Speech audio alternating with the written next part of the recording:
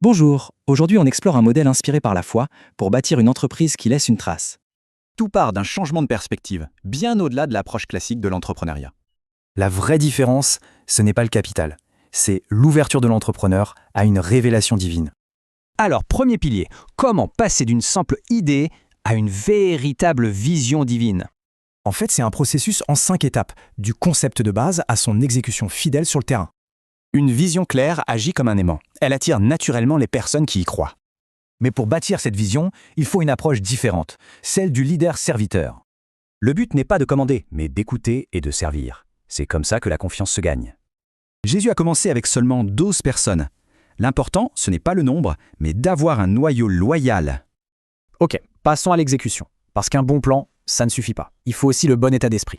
C'est ce qu'on trouve chez Daniel, l'esprit excellent. C'est un peu l'ADN de l'entrepreneur élevé par Dieu.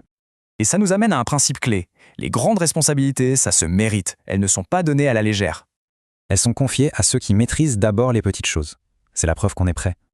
Enfin, le troisième pilier, c'est la boussole intérieure qui guide chaque décision, l'avantage concurrentiel ultime. D'abord, l'humilité. Elle permet d'apprendre de n'importe quelle situation, sans jamais se perdre. Ensuite, l'honneur. Respecter ses relations, même les plus compliquées, ça construit des partenariats solides.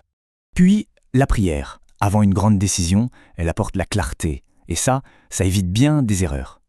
Et enfin, la résilience. Persévérer malgré les critiques est essentiel. Les meilleurs résultats suivent souvent l'échec. Et voilà le point crucial. Quand la mission est sincère, le profit devient une conséquence, pas le but. L'idée, c'est que le talent seul ne suffit pas. Ce qui est recherché, ce sont des gestionnaires fidèles de révélation. Ce qui nous ramène à la question de départ. Quel secret demander à avoir révélé?